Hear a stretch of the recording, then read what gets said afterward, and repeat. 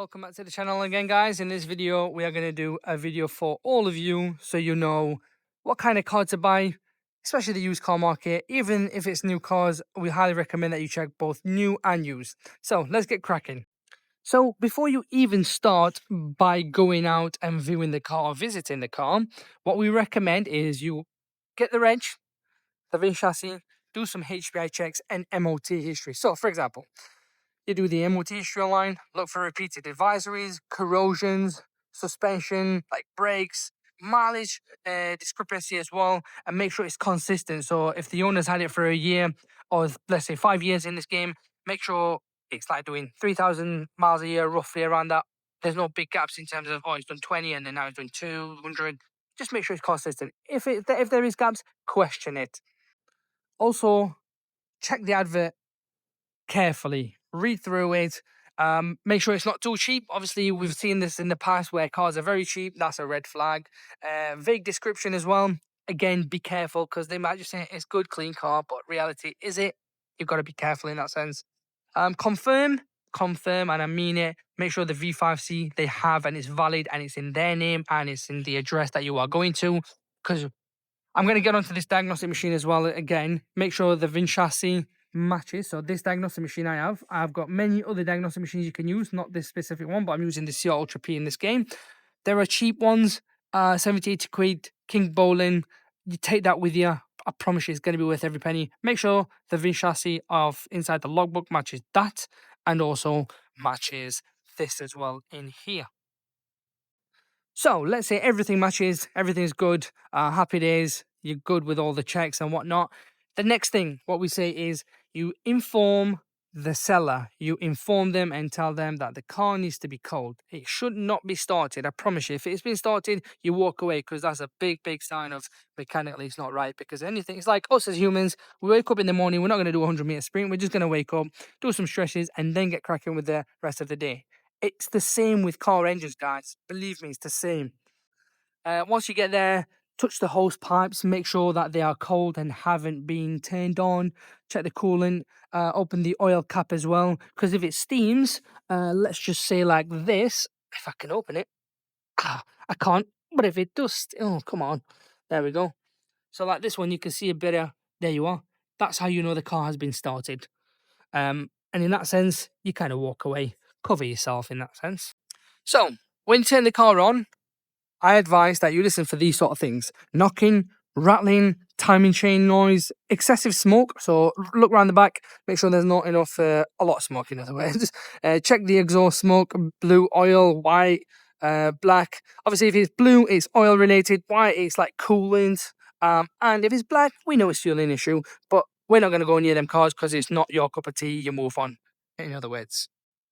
And then once you get there, obviously you've got the engine up, the bonnet up, sorry, and you want to look for the signs of like oil leak, coolant leak, or like residue, loose pipes, or taped wiring. Because I've seen it before where it's had a front end damage and they've just taped things up. But I will show you what I mean by that in a sec. Check for bolts and fixings, rounded bolts, tools, marks, previous accident or engine removal. Check oil, coolant, milky, oily head gasket. Obviously, if it's got milky oily right there, guys, once I've opened that, and if that was milky, then it's got head gasket issues. Low coolant, possible leaks, that is really, that's what it is. Oh, it's chucking out the exhaust. And coming on to the diagnostic, guys, honestly, it's worth every penny. I've been to many cars out there. I've honestly been through thousands of cars, if you ask me, to this age, should we say. And I have seen so many cheeky people, honest, unreal, like they will clear the fault code and then, you get there, you're thinking, oh, it's clean, there's nothing really there, all good. But reality is, this is like a black box. This is what I've always explained to a lot of people. Oh, what's a diagnostic? It doesn't make sense. Well, trust me, it does. It's like a plane crashes, they get into the black box, in other words, right? And it's the same with this. Any issues, it stores it. I don't care what you tell me, it stores it. Any faults, it will say X, Y, and Z, in other words. The battery on this has been changed, so don't be fooled thinking, oh, there's so many faults. No, if it says low voltage and whatnot, that's fine. That sometimes is because they've changed the battery and it will come up as low voltage. If it comes up with any mechanical issues, look at it, you got to do your own research online and check for, like, let's say if it came out with camshaft or crankshaft. Personal advice: walk away, don't touch it. If it comes back with air flow system issue, again, it could be as cheap as like 50 quid, 40 quid with these math air flow sensors there. But reality is there's something going on, hence why I'd say walk away again. So once you've done that, while that's going through the scan, personal advice would be to look around the car. Make sure you are viewing the car in broad daylight, that you have kind of this sort of view. It's not dark, in other words, because if it is, it's a no-go, because you won't be able to find things, or you won't see things and you'll miss it and you're going to be screwed. So you're going to check for like color mismatch. So this is red, and I'll be honest, if red has been painted or like blue, like yellowy color, it will like show up badly. And I know what it's like. Check for, you know, let's say this panel and this has been painted. You can tell, unless you're a very good painter. So I can tell the front bumper on this has been painted before. And I can tell anyway, but there is signs of polish marks as well there. Which probably needs a repaint if you ask me. Look for these sort of signs. Also look for overspray. So you'd be looking underneath and you'll see red marks there. It's always underneath the trims or in the arches in here. That's what we would say. And then to be sure the car hasn't been in an accident, there's a few ways around it. So we've seen cars being repainted, but like this one, it's fine. A repaint is not end of the world. Things happen. But in terms of accident, that's where I'm like, be careful. What you need to look out for when you get there is check for these bolts, right? If these have been opened before, or if they've been tampered with, see, you can see this has been painted before, because that should be black and you can see the overspray. That's what we mean. If these have been touched, you'll see marks. If there is marks, like, do thorough checks. Look at the VIN chassis. Look at the chassis legs here. Make sure no bolts are missing. Make sure that it hasn't got any crunches in. Look for these headlights. Move them, shake them around. Make sure they're in solid. You can see this one hasn't been opened, this car, and it's in good shape. And look for the bonnet. In here, you will see marks. You see, I'm not saying this has been opened, it hasn't, but you could just ever so slightly see that curvature mark there. Check for that. If there's a big gap, then that's a big sign of like, yep, the bonnet's also been open. Okay, there are things. Other things you can look out for as well is gaps within the panel. So you can see here how it's all matching all the way down. And in here, what we would say is look around there. Make sure there's no previous repairs. Look at these bolts. Make sure these haven't been tampered with. If they have, then you have to question yourself why this has been open.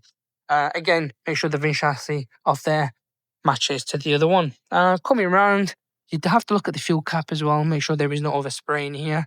I mean, it's not end of the world. If a car's being resprayed, it is what it is. Again, check for these lines. Make sure it's all good.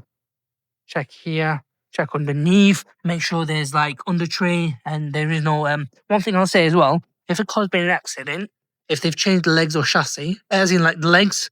When we say legs, we actually mean these suspensions and whatnot. You'll see some suspensions have been changed and they are like brand new compared to the others. Sometimes it's MOT failure, so they change them. Sometimes it's just because it's been an accident and that the whole leg's been crunched in. So check the boot, okay? Make sure that this isn't crunched in, because sometimes it is, and this plastic bit does actually cover it, and it's kind of like you're going to be fooled, in other words. Check there, check underneath, make sure the reinforcement's not crunched as well. So yes, you'd come around here, you check the gaps, make sure it's nice and evenly flowing all the way across. And again, obviously this bonnet overlaps the wing. In some other cars, it's not. So for example, like this BMW X3, you see the gap here and you see the gap here. It's even as anything, okay? On some cars, like we said, so like the Range Rover overlaps it. So you just got to be careful. Make sure you check. If you haven't got nothing, just put a finger here and then go around the other side and check with a finger. And then when you get in the car, what we say, turn the ignition on. If it's new cars, you can't really fiddle with them much. I know that. But if it's old school, let's just say like this car, some people would tape up certain parts of these warning and you won't be able to see it. And sometimes it doesn't show it on there. So all I would say, turn the ignition off, on, and just make sure every light illuminates and just keep doing it. If all good, good. And then I'd rather you turn it on yourselves as well, guys. So turn it on. and leave it running. Make sure the engine gets warmed. Go for a thorough test drive. Make sure the engine's good. Inside, what we would say is turn the aircon on at full blast. I'm just going to turn it off because it's going to be blowing quite hard. Make sure it's blowing cold air. If not, then you've got AC to top up, or the AC compressor's gone. Simple as it gets. If it's auto, we highly recommend that an gearbox auto service has been done, especially around 40, 50k mileage. I know BMW ZF8s, they say it's lifetime. Nonsense, if you ask me. 50k, end off. If it's manual, again, check for transmission, oil service, check that it's all consistent. Inside the logbook, guys, that's the VIN chassis. Make sure that matches. Make sure the engine, that obviously this is C63, it's petrol, we know that. It's year model here. On this diagnostic machine as well, it's quite a brilliant kit. It kind of tells you the build date as well. So again, it's a win-win if you do have it, which I recommend anyway. So lastly, guys, things you need to do, obviously, you do roughly 15 to 20 minute test drive. A motorway is a must. I don't care what you tell me, a motorway is a must, because you end up losing power at a certain miles per hour, should we say. It goes into limp mode. Some cars, I know I've experienced it. Check for gear changes, see if it's smooth, it's not juddering. Make sure the brakes aren't vibrating. If they are, maybe the disc or the ABS pump. Suspension knocks and noise as well. Check for that, guys. And turn the radio off. Make sure you're listening to the engine rather than listening to the tune, because you'll be fooled by that. Okay, the other thing I will say, red flags, okay? If the seller rushes you, trust me, leave it, move on. If it won't allow you to do a diagnostic test, again, leave it, because they know there's something not right, hence why they're making you not do it. V5 not present, move on. If engine already warm, like we said, move on. And the story keeps changing. I'm selling it for this, I'm selling it for that, or I can't afford it, or insurance. Nonsense. There's always one simple reason. It's either you can't afford it, or you can, or you've upgraded a car and they have the upgraded car there. There's many different stories, but you gotta judge as well, guys. And if they say, oh, it's an easy fix, a little problem, not a big problem, move on. If it was an easy fix, and if it could have been T-cutted out, why didn't you do it? Why have you left it to this date and time, should we say, or to now? So, yeah, final tips. If something doesn't feel right, honestly, walk away. There is always another car. Trust me, there's plenty in the market, not just this one. There's many more.